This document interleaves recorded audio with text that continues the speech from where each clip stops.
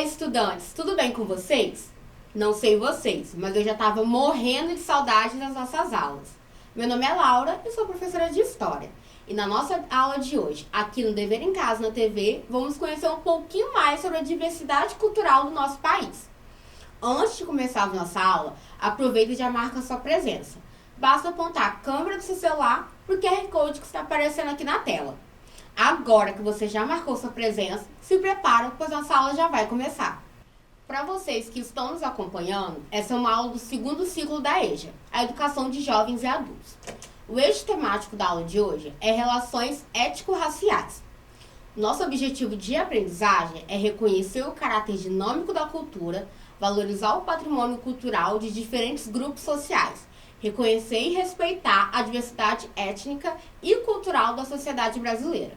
Já o objetivo da nossa aula é reconhecer a diversidade cultural presente no Brasil desde sua colonização até os dias atuais. A cultura que conhecemos hoje no Brasil é resultado de uma série de influências e misturas ocorridas durante os mais de 500 anos de história do país após a chegada dos europeus. Durante o Brasil colonial, costumes e hábitos europeus, indígenas e africanos foram se juntando em uma combinação única, tomando a forma da base que conhecemos hoje. Porém, ao longo da nossa história, diversas outras culturas passaram a fazer parte dessa mistura, a partir da chegada de novos povos no Brasil, como, por exemplo, alemães, franceses, holandeses, japoneses. Essa mistura se faz presente em diversas partes, como, por exemplo, na culinária, na arte, a religião, a arquitetura e até mesmo na língua portuguesa. Vamos dar uma olhadinha em alguma dessas áreas? Quando o assunto é a língua falada, a miscigenação cultural, isso é, a mistura está presente, e principalmente durante o período colonial do Brasil, que foi lá entre 1500 a 1822. A base da língua foi formada pelos povos indígenas que já estavam aqui antes mesmo da chegada dos europeus. Estima-se que antes da chegada dos portugueses eram cerca de 1000 línguas faladas pelos povos indígenas. Chegados os portugueses, trouxe junto os padres jesuítas, que passaram a se aproximar dos povos indígenas para catequizá-los. Com isso, os jesuítas aprenderam as línguas faladas por eles e lhe ensinavam o português, gerando uma troca de vocabulário entre os idiomas. Em regiões litorâneas, o tupi-guarani exerceu a grande influência na língua portuguesa e trouxe palavras como, por exemplo, cipó, abacaxi, abacate, mandioca. Todas essas são palavras vindas das línguas indígenas. Já em regiões como o Nordeste açucareiro, local onde a presença de africanos escravizados era forte, essa mistura de dialetos foi inevitável. Se hoje a gente usa algumas palavras como, por exemplo, dengo, cafuné, caçula, moleque, fubá, muvuca, é porque elas são vindas da cultura e da influência africana. A cultura religiosa é outro aspecto particular do Brasil. Durante o Brasil colônia, a única religião permitida era a católica. Qualquer outra religião não era permitida e poderia ser que seus seguidores fossem perseguidos pela Inquisição Católica. Para fugir dessas perseguições, os escravos, indígenas e até mesmo colonos protestantes passaram a tentar manter suas práticas religiosas.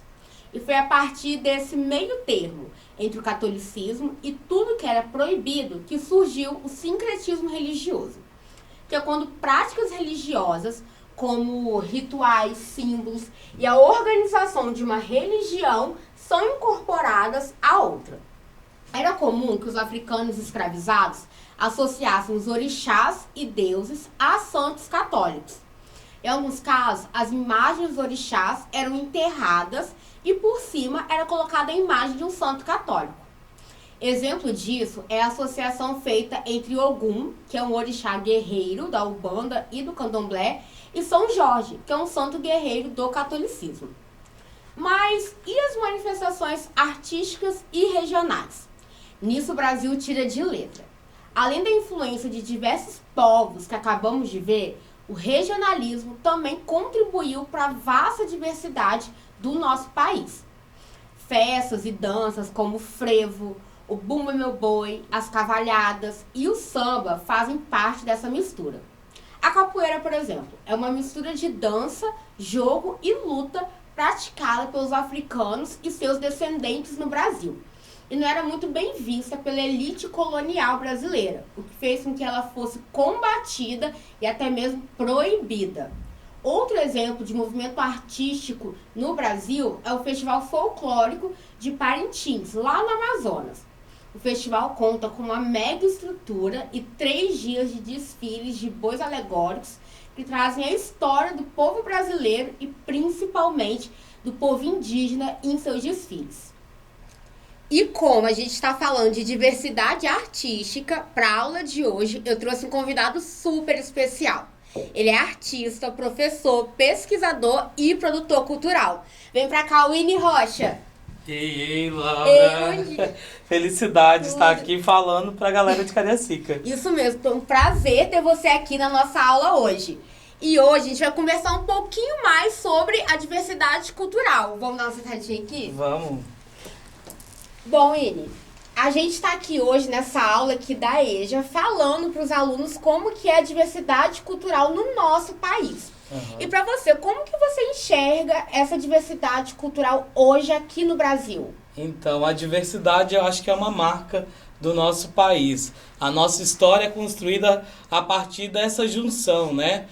Brasil, é preciso dizer, é território indígena. E aí a gente tem todo esse processo colonial que traz a população da Europa e também a riqueza dos povos africanos. Então é um país marcado pela diversidade. Acho que resumiu nossa aula, o início da aula todinho. E a gente também sabe que cada país tem seu hábito, né? E aqui no Brasil, por exemplo, a gente tem uma mistura única, né? Acabou de falar, né? A gente tem os povos europeus, a gente tem os povos indígenas, povos africanos que vieram aqui para o Brasil. Para você, qual o hábito, o que faz o Brasil ser tão único? Então, tem isso, né? Eu acho que a marca é necessariamente a diversidade, porque é tão difícil de você pensar um jeito só de ser brasileiro, né? Quando a gente vai olhar para a população indígena no Brasil. Sim. A gente vai pensar aí muitos povos, cada um com a sua cultura, com a sua mitologia. Quando a gente olha mesmo para os negros que chegaram aqui, nós no Espírito Santo a gente tem a marca bem forte da cultura banto, mas na Bahia tem os negros muçulmanos, os malês, que tem outra riqueza. Então até a forma de ser preto aqui em Minas, em Salvador, já é diferente. Mas eu acho que uma das coisas que unifica, para além da resistência, que está na parte da nossa história, assim, também são os festejos. A gente é um povo festeiro e com todas as diferenças, quando você vai ao sul, ao norte, acho que a gente tem um jeito de festejar que é único, assim. Sim. Eu acho que é a cara do Brasil. Sim, nossa, acho que resumiu perfeitamente. E assim, juntando 2 perguntas. Você falou um pouco aqui da cultura negra que a gente tem aqui no Espírito Santo. Só que a cultura banto a gente associa muito, né? Associava ao indígena. Então, assim, essa confusão que aconteceu, tem como você explicar um pouquinho pra gente? Então, a cultura banto, ela é negra, né? É um dos povos que vieram para o Brasil. O que tem da cultura banto, que às vezes é misturada, é a questão do Congo.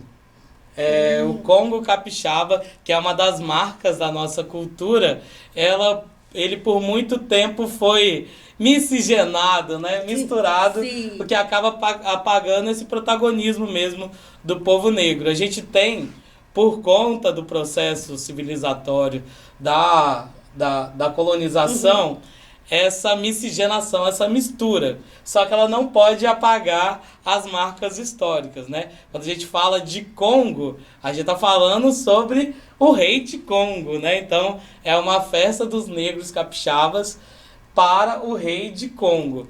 E aí, alguma parte da história isso foi associado também à cultura indígena e à miscigenação com a cultura branca por causa da devoção aos santos, né?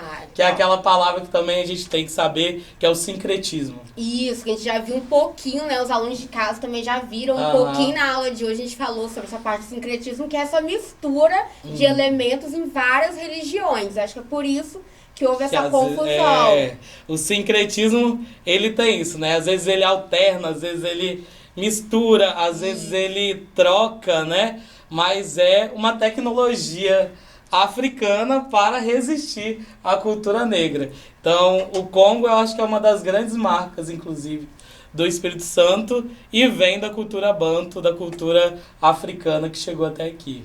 Então, assim, você já respondeu uma outra pergunta minha, porque eu ia te perguntar para você, né? A gente está falando sobre essa diversidade, aí existe essa diversidade muito grande dentro do Brasil, aqui dentro do Espírito Santo existe uma maior ainda.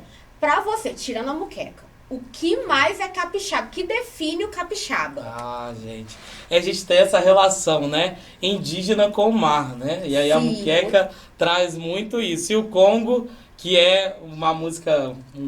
uma cultura legítima do Espírito Santo, eu vou puxar a sardinha, assim.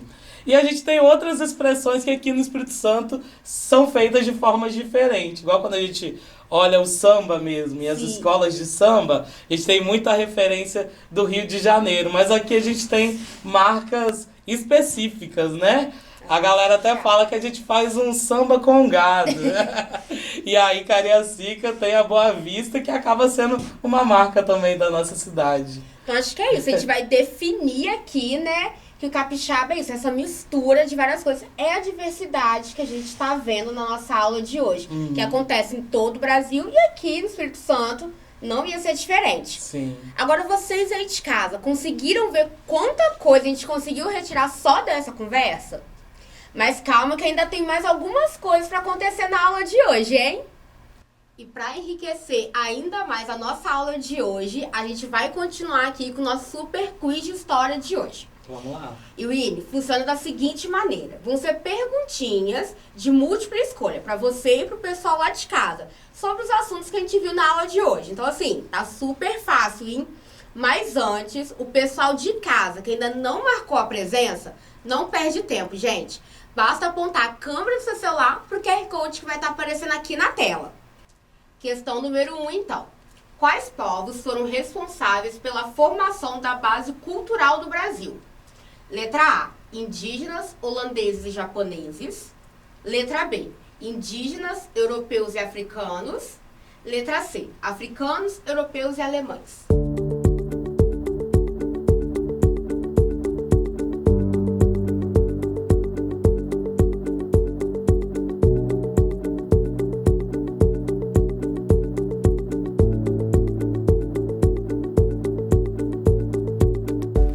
Posso responder? Será? E vocês já sabem? Letra B, indígenas, europeus e africanos. Isso mesmo. Apesar do Brasil ter sofrido a influência de todos os outros povos citados na questão, a base do país que se formou foi através da miscigenação, isso é, da mistura entre os europeus mais os portugueses, africanos e indígenas. Já tá com um ponto aí, hein? Será que o pessoal de casa também? Questão número 2. Quando os europeus chegaram ao Brasil em 1500, existiam diversas línguas indígenas em todo o país. Quantas eram essas línguas?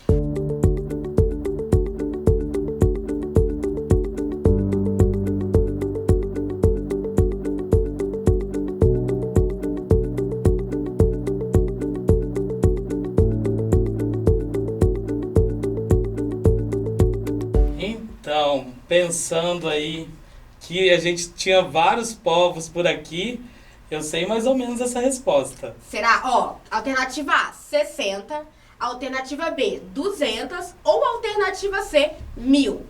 Hoje a gente tem mais de 100 línguas diferentes indígenas nesse tempo. Pensar que a população indígena era bem maior no início do crime colonial, né? Então eu acho que é a maior ali, ó.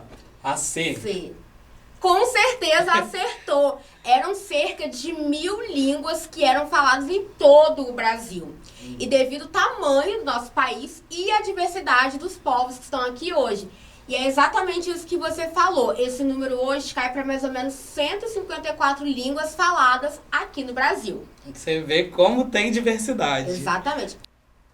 Vamos então para a terceira questão, hein?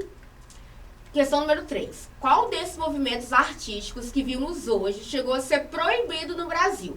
A capoeira. B, o Festival de Folclore de Parintins. Ou C, o samba. Lembrando o pessoal de casa, assim, nessa temática a gente está vendo lá desde a colônia. Qual desses movimentos aqui que já foi proibido?